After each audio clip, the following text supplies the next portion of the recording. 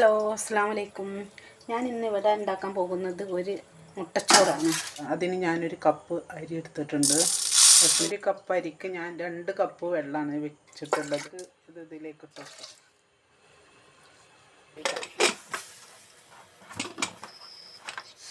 അപ്പോൾ നമ്മുടെ കുക്കറിൽ മിക്സി ജാറിൽ ഇതൊന്ന് അരച്ചേക്ക് നമുക്ക് കുറച്ച് വെളുത്തുള്ളി ഡല്ലി, ഒരു കഷ്ണം ഇഞ്ചി, കുറച്ച് സവാള അതെല്ലാം നല്ലോണം അരിഞ്ഞ് വന്നിട്ടുണ്ട്. സ്പൂണ് നെയ്യ് ഒഴിച്ചു.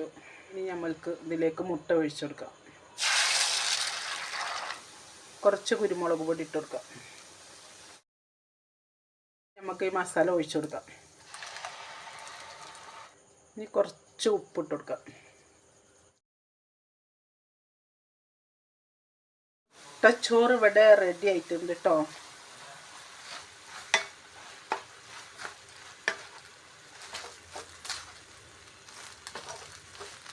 ഇത് കണ്ടോ, സ്കൂൾക്ക് പോണ കുട്ടികൾക്ക് ചോറ്റുപാത്രത്തിൽ കൊടുത്തു വിടാൻ പറ്റിയ ഒരു ചോറാണിത്.